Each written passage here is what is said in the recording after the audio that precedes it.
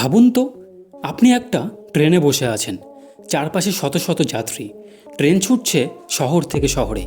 হঠাৎ জানতে পারলেন দেশ জুড়ে ছড়িয়ে পড়েছে এক ভয়ঙ্কর ভাইরাস। এই ভাইরাসে আক্রান্ত মানুষ কয়েক সেকেন্ডের মধ্যেই পরিণত হচ্ছে হিংস্র জম্বিতে। আর সবচেয়ে ভয়ঙ্কর ব্যাপার কি জানেন? আপনি যে ট্রেনের ভেতরে আছেন সেই ট্রেনের মধ্যে ইতিমধ্যে একজন আক্রান্ত মানুষ ঢুকে পড়েছে। এখন সামনে পালানোর কোনো রাস্তা নেই, পেছনে ফেরার কোনো সুযোগ নেই। শুধু একটাই প্রশ্ন, কে বাঁচবে আর কে জম্বিতে পরিণত হবে? চলুন শুরু করি জম্বিতে ভরা সেই ভয়ঙ্কর ট্রেন যাত্রার গল্প, ট্রেন টু বুসানের। তো ভিডিওটা শুরু করার আগে আপনাদের সবার কাছে একটাই রিকোয়েস্ট, আপনারা যারা যারা আমার চ্যানেলে নতুন তারা অবশ্যই আমার এই ভিডিওটিতে একটি লাইক করে আমার চ্যানেলটিকে সাবস্ক্রাইব করে দেবেন। তো চলুন ভিডিওটা আর বেশি দেরি না করে শুরু করা যাক। গল্পের শুরুতে আমরা দেখি সিওক উ নামের একজন ব্যস্ত বাবা। সে একজন ফান্ড ম্যানেজার, কাজ নিয়েই তার জীবন। এতটাই ব্যস্ত যে নিজের ছোট্ট মেয়ে সুজানের সঙ্গেও ঠিকমতো সময় কাটাতে পারে না। সুজানের জন্মদিন, মেয়েটা বাবার কাছে একটা উপহার চায়, কিন্তু বাবা ভুলেই যায় যে মেয়ের জন্মদিনে সে আগে কি উপহার দিয়েছিল। সুজান তার মায়ের কাছে যেতে চায়, তার মা থাকে বুসান শহরে। তাই শেষ পর্যন্ত সিওক উ মেয়েকে নিয়ে সিওল থেকে বুসান যাওয়ার সিদ্ধান্ত নেয়। তারা উঠে পড়ে কেটিএক্স ট্রেনে।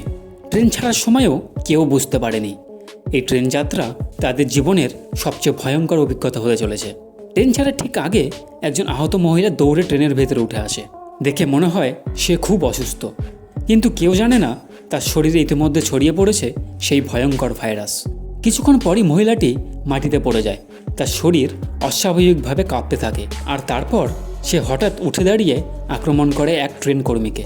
কয়েক মুহূর্তের মধ্যেই সেই কর্মীও আক্রান্ত হয়ে যায়। এবার শুরু হয় ভয়ঙ্কর সংক্রমণ, একজন থেকে আরেকজন, তারপর আরও একজন। আর খুব অল্প সময়ের মধ্যেই ট্রেনের একটি অংশ জম্বিতে ভরে যায়। কিন্তু তখনও ট্রেনের অন্য যাত্রীরা কিছুই জানে না। হঠাৎ একজন যাত্রী দেখতে পায় সামনের কামরায় অস্বাভাবিক কিছু ঘটছে। কিছু মানুষ প্রাণপণে দরজা বন্ধ করার চেষ্টা করছে। সিওক উ এবং সুজান এই বিষয়টি বুঝতে পারে। তারা ছুটে গিয়ে নিজেদের কামরার দরজা বন্ধ করে দেয়। কিন্তু সমস্যা হলো জম্বিরা দরজার ওপাশে। তারা কাছে ধাক্কা দিতে থাকে, চিৎকার করতে থাকে। এদিকে ট্রেন ছুটেই চলেছে।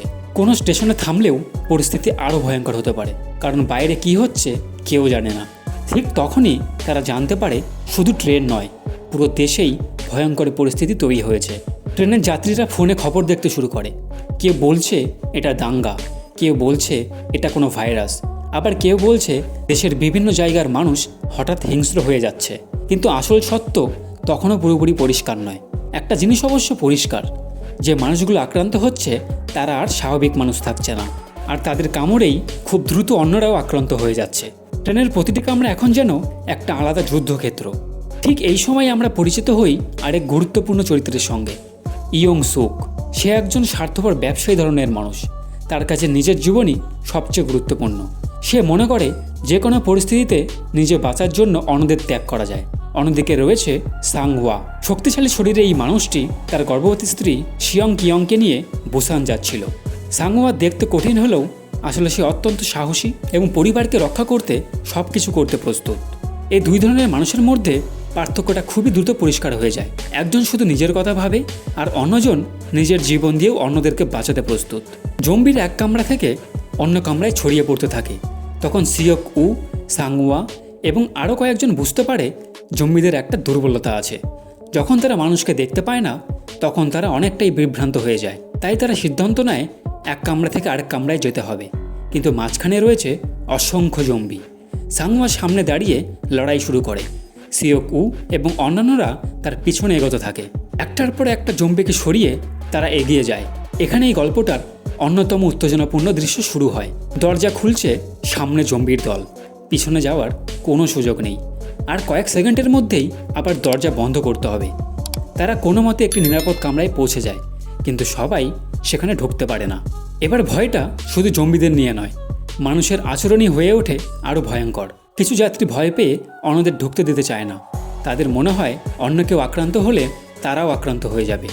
ফলে আতঙ্কের মধ্যেই মানুষ মানুষকেই সন্দেহ করতে শুরু করে। ইয়ং সুক নিজের নিরাপত্তার জন্য অন্যদের বিপদে ফেলতে দ্বিধা করে না। অন্যদিকে সাংহোয়া এবং সিওক উ বারবার চেষ্টা করে সবাইকে বাঁচানোর। এই জায়গাতেই গল্পটির একটা গুরুত্বপূর্ণ প্রশ্ন করে, বিপদের সময় মানুষ আসলে কেমন হয়ে যায়? ভয় কি মানুষকে স্বার্থপর করে তোলে, নাকি ভয়ই মানুষের ভিতরের সাহসকে বের করে আনে? এরপর আসে গল্পের সবচেয়ে আবেগঘন মুহূর্তগুলোর একটি। জম্বিরা আবার তাদের দিকে এগিয়ে আসে। সবাইকে বাঁচানোর জন্য সাংওয়া পিছনে থেকে যায়। সে নিজের শক্তি দিয়ে জম্বিদের আটকে রাখে। সিয়াকু এবং অন্যান্যরা পালিয়ে যাওয়ার সুযোগ পায়, কিন্তু সাংওয়া জানে আর তার ফেরার সুযোগ নেই। তার স্ত্রীকে শেষবারের মতো দেখে সে বুঝতে পারে তার দায়িত্ব এখন পরিবারকে বাঁচানো। শেষ পর্যন্ত জম্বিরা তাকে ঘিরে ফেলে, আর সাংওয়া নিজের জীবন দিয়ে অন্যদেরকে বাঁচিয়ে দেয়। এই মুহূর্তটা শুধু একটি জম্বি সিনেমার দৃশ্য নয়, এটা একজন স্বামীর শেষ আত্মত্যাগ। এদিকে পরিস্থিতি আরও খারাপ হতে থাকে। তারা জানতে পারে সামনে থাকা অনেক স্টেশন আর নিরাপদ নয়।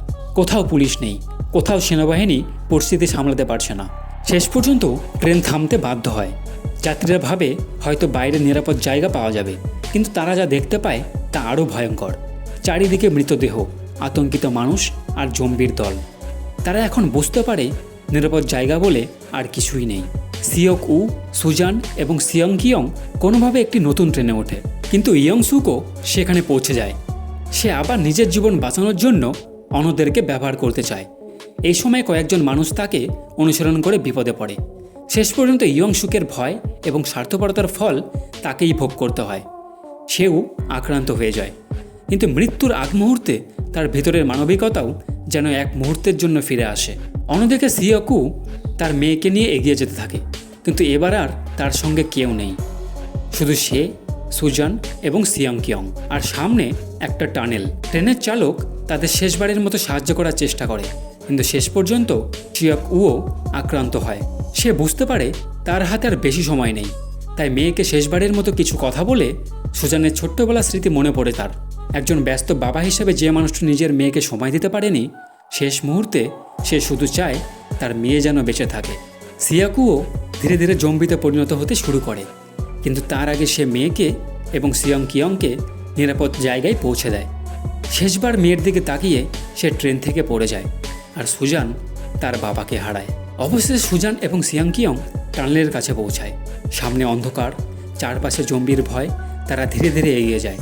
দূর থেকে সৈন্যরা তাদের দেখতে পায়, কিন্তু সৈন্যরা জানে না তারা আক্রান্ত নাকি সুস্থ, তাই তারা গুলি করার সিদ্ধান্ত নেয়। ঠিক তখনই সুজান গান গাইতে শুরু করে। এই গানটি তার বাবার সঙ্গে তার সম্পর্কের স্মৃতি বহন করে। সৈন্যরা বুঝতে পারে এরা জম্বি নয়, এরা এখনও মানুষ, এবং শেষ পর্যন্ত সুজান ও সিয়ং কিয়ং বেঁচে যায়। ট্রেন টু বুসান শুধু জম্বি নিয়ে তৈরি একটা গল্প নয়, এটা আসলে মানুষের ভয়, স্বার্থপরতা, ভালোবাসা এবং আত্মত্যাগের গল্প। সিয়কু শুরুতে এমন একজন বাবা ছিল যে কাজের ব্যস্ততায় মেয়েকে সময় দিতে পারত না, কিন্তু সেই ভয়ঙ্কর ট্রেন যাত্রার শেষে সে বুঝতে পারে জীবনের সবচেয়ে গুরুত্বপূর্ণ জিনিসটা টাকা বা কেরিয়ার নয়, প্রিয় মানুষগুলোই সবচেয়ে গুরুত্বপূর্ণ। সাংওয়া নিজের স্ত্রী এবং অন্যান্যদের বাঁচাতে জীবন দিয়ে দেয়, আর সুজানের ছোট্ট গান শেষ পর্যন্ত প্রমাণ করে যত ভয়ঙ্কর পরিস্থিতি হোক, মানুষের ভিতরের মানবিকতা পুরোপুরি শেষ হয়ে যায় না। তো বন্ধুরা, এই ছিল ট্রেন টু বুসান সিনেমার পুরো গল্প। আপনার কি মনে হয়, এই পরিস্থিতিতে আপনি যদি ট্রেনে থাকতেন, নিজের জীবন বাঁচাতেন নাকি অন্যদের বাঁচানোর চেষ্টা করতেন? কমেন্টে অবশ্যই জানাবেন। তো ভিডিওটা ভালো লাগলে আমার এই ভিডিওটিতে একটি লাইক করে আমার চ্যানেলটিকে সাবস্ক্রাইব করে দেবেন, এবং অন্যদের সাথেও শেয়ার করে অন্যদেরকেও জানার সুযোগ করে দেবেন। দেখা হবে পরবর্তী অন্য কোনো এপিসোডে। সবাই ভালো থাকবেন, সুস্থ থাকবেন। ধন্যবাদ।